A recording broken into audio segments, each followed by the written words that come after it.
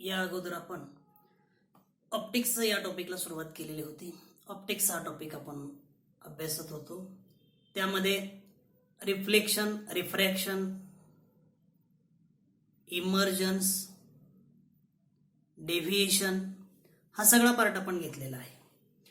आज आपल्याला त्याच्या पुढं टोटल इंटरनल रिफ्लेक्शन हा पार्ट घ्यायचा आहे. Total internal reflection means when the ray of light passes from rarer medium to denser medium, it is directed towards the normal. But the ray of light passes from denser medium to rarer medium, it is away from the normal. He concept आपण घेतलेली आहे, त्याच्यापासून आपण diagram पण बघितलेली आहे. आजच्या या व्हिडिओमध्ये आपल्याला total internal reflection, ray of लाईटचं टोटल इंटरनल रिफ्लेक्शन कशाप्रमाणे मिळत असतं, कशाप्रमाणे totally rays of light reflect होतात, इंटरनली रिफ्लेक्शन आपल्याला पूर्णपणे मिळत असतं, ही कन्सेप्ट आज आपल्याला समजून घ्यायची. रे ऑफ लाईट हा डेन्सर मीडियम मधून रेरर मीडियम मध्ये जात असताना अँगल ऑफ इन्सिडन्स आणि अँगल ऑफ रिफ्रॅक्शन अशा दोन्ही अँगल्स आपल्याला मिळतात. अँगल ऑफ इन्सिडन्स हा जेवढा आहे त्या प्रमाणात अँगल ऑफ रिफ्रॅक्शन मिळत असतो. म्हणून इथं आपण एक डायग्राम काढलेली आहे. हे जे मीडियम आहे त्याला आपण रेरर मीडियम म्हणतो, डेन्सर मीडियम म्हणतोय, आणि वरचं जे मीडियम आहे त्याला आपण रेरर मीडियम म्हणतोय. रे ऑफ लाईट हा डेन्सर मीडियम मधून रेरर मीडियम मध्ये पास होत असताना अवे फ्रॉम द नॉर्मल आहे. त्याप्रमाणे रे एका पॉइंट पासून इथपर्यंत गेला, इथं अँगल ऑफ इन्सिडन्स हा I1 आहे. त्यानंतर दुसरा रे I2 आहे, तिसरा रे I3 आहे. प्रत्येक वेळेला अँगल ऑफ रिफ्रॅक्शन मिळत गेलेले आहेत. मग काही वेळेला असे आपल्याला अँगल ऑफ रिफ्रॅक्शन मिळतात की इथं अँगल ऑफ रिफ्रॅक्शनचा पॉइंट किंवा अँगल ऑफ इन्सिडन्स हा वाढत गेलेला आहे, त्यावेळी अँगल ऑफ रिफ्रॅक्शन हाही वाढत गेलेला आहे. इथं एक असा पॉइंट येतोय की त्या पॉइंटला अँगल ऑफ रिफ्रॅक्शन हे 90 डिग्री मिळतं. त्याच्या पुढे आपण असाच रे इन्सिडेंट केला, अबोव द क्रिटिकल अँगल असं आपण याला म्हणतोय, असाच रे इन्सिडेंट केला. ज्या ठिकाणी इन्सिडेंट होतो तो जो पॉइंट असतो तो म्हणजे नॉर्मलचा पॉइंट आहे. आणि या पॉइंटला रे हा इथं प्रत्येक वेळेला इथं R1 रे हा रिफ्रॅक्टेड रे हा असा मिळाला, इथं या ठिकाणी मिळाला, या पॉइंटला ऑन द सरफेस मिळाला.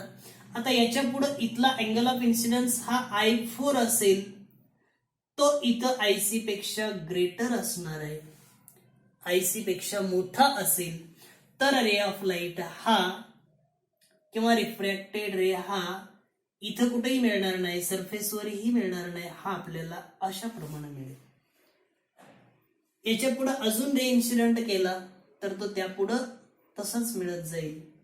आणि ही जी कन्सेप्ट आहे, ही जी फेनॉमिनॉन आहे, त्याला आपण रिफ्लेक्शन असं म्हणतोय. म्हणजेच इथून पुढचे सगळेच रे टोटली रिफ्लेक्ट होतात, म्हणून या कन्सेप्टला टोटल इंटरनल रिफ्लेक्शन असं म्हटलं जातं. आता इथं मिळणारा हा 90 डिग्री आहे, हा R3 असेल, इथं I3 हा IC आहे, त्याला क्रिटिकल अँगल म्हटलं. इथं I2 हा I3 पेक्षा लहान आहे, म्हणजे IC पेक्षा लहान आहे, म्हणजेच I2 is less than IC. I1 हाही लेस देन IC येणार आहे. त्याप्रमाणेच आपल्याला अँगल मिळत जातात. म्हणून या ठिकाणी टोटल इंटरनल रिफ्लेक्शन ही कन्सेप्ट अभ्यासणे महत्वाचं आहे. आणि या कन्सेप्ट मध्ये आपण रे ऑफ लाईट हा किंवा refraction of light emerging from, refraction of light मध्ये रे ऑफ लाईट हा एमर्ज होतो. कुठून कुठं होतोय? Denser medium into a rarer medium for various angle of incidence. काही अँगल ऑफ इन्सिडन्स मधून रे ऑफ लाईट हा डेन्सर मीडियम मधून रेअरर मीडियम मध्ये इमर्जंट होतो. त्यावेळी the angle of refraction in the rarer medium are larger than the corresponding angle of incidence. Angle of refraction हा त्या corresponding angle of इन्सिडन्सशी वाढत जातो किंवा इन्क्रीज होत जातो. But at a particular angle, एका ठराविक अँगलला, but at a particular angle of incidence, आणि तो म्हणजे IC आहे. या अँगल ऑफ इन्सिडन्सला the angle of refraction or the angle of incidence IC in the denser medium for which the angle of refraction becomes 90 degree in rarer medium. For an angle of incidence greater than IC, the angle of refraction become larger than 90 degree. The ray does not enter into the rarer medium but or at all, but it is reflected totally in denser medium. That phenomenon is known as total internal reflection. म्हणजे रे of light हा सरफेसवर incident केला तर आपल्याला असे angle मिळत जातात, पण एक असा पॉइंट येतो की अँगल ऑफ रिफ्रॅक्शन हा 90 डिग्री मिळतो. त्यावेळीचा अँगल हा जो इथला असतो तो क्रिटिकल अँगल असतो आणि याच्या पुढचे जे अँगल ऑफ इन्सिडन्स आहेत हे सगळे angle of incidence critical angle पेक्षा जास्त असणार आहेत. त्यावेळी रिफ्रॅक्टेड रे हा रेरर मीडियम मध्ये मिळत नसून डेन्सर मीडियम मध्ये मिळतोय.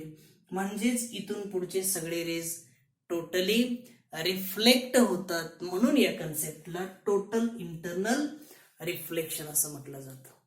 म्हणजेच डेफिनेशन मध्ये आपल्याला एवढं लक्षात ठेवावं लागेल, the angle of refraction becomes or for the angle of incidence greater than IC, the angle of refraction becomes larger than 90 degree and the ray does not enter into the rarer medium at all but is reflected totally in denser medium. That phenomenon is known as the total internal reflection. इथपर्यंतची ही जी concept आहे या कन्सेप्टला आपण total internal reflection असं म्हणतो. आता याच्यामध्ये याचे काही ऍप्लिकेशन्स आहेत. टोटल इंटरनल रिफ्लेक्शनचे काही ऍप्लिकेशन्स आहेत. त्या ऍप्लिकेशन मध्ये आपण जसं याच्या अगोदर ऍप्लिकेशन म्हणजे युजेस असा हा पार्ट आपण कुठं बघत असतोय, कशामध्ये आहेत हे आपण इथं घेणार आहे. त्याच्या अगोदर आपण काय करूया, त्याच्या ऍप्लिकेशन पेक्षा याचा एक फॉर्म्युला मिळतो, तो फॉर्म्युला घेऊ आणि क्रिटिकल अँगल कशाला म्हटलं जातं तीही कन्सेप्ट आपण घेऊया. आता क्रिटिकल अँगल म्हणजे काय, याच कन्सेप्ट मध्ये याच्यामध्येच क्रिटिकल अँगल हा एक पॉइंट मिळतोय.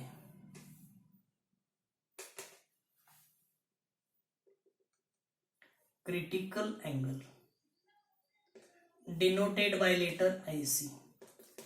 critical angle हा जो आहे तो कोणत्या पॉइंटला मिळतोय आणि त्याची डेफिनेशन काय. इथं जो पॉइंट आहे तो पॉइंट म्हणजेच इथला अँगल ऑफ इन्सिडन्स IC, त्यावेळी इथला अँगल 90 डिग्री आणि इथं मिळतोय जो अँगल त्याला आपण अँगल ऑफ रिफ्रॅक्शन 90 डिग्री असताना डेन्सर मीडियम मधील अँगल ऑफ इन्सिडन्स जो मिळतोय त्या अँगलला आपण क्रिटिकल अँगल असं म्हणत असतो. आणि तीच कन्सेप्ट आपल्याला किंवा त्याचाच फॉर्म्युला आपल्याला इथं मिळवायचा आहे. क्रिटिकल अँगल कुठं मिळतोय, पेअर मध्ये मिळतो. पेअर मध्ये म्हणजेच critical angle for a pair of refracting media can be defined as that angle of incidence in the denser medium for which the angle of refraction in the rarer medium becomes 90 degree. The angle of incidence in denser medium for which the angle of refraction becomes 90 degree. इथं बघा, the angle of incidence in denser medium, हे जे medium आहे ते optically denser medium आहे, हे rare medium आहे. The angle of incidence for which the angle of refraction becomes 90 degree.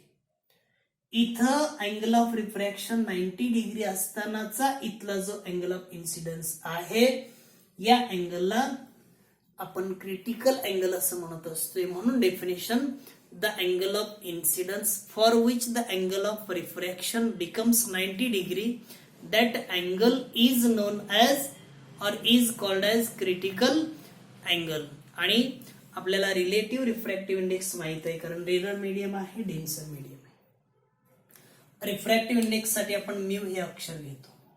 According to Snell's law, स्नेल या शास्त्रज्ञानं दिलेल्या सूत्रानुसार, नियमानुसार काय फॉर्म्युला आपल्याला स्नेलनं दिलेला आहे? The ratio of sine of angle of incidence to the ratio of sine of angle of refraction. That ratio is known as the refractive index denoted by letter mu. Mu is the refractive index. For rarer medium, for denser medium, there are relative refractive index of denser medium with respect to the rarer medium. Apply the Snell's law at the angle or critical angle of incidence IC. Therefore, according to Snell's law, आपल्याला IC चा formula मिळवायचा आहे. IC चा formula मिळवण्यासाठी according to Snell's law, स्नेल्सच्या law नुसार mu is equal to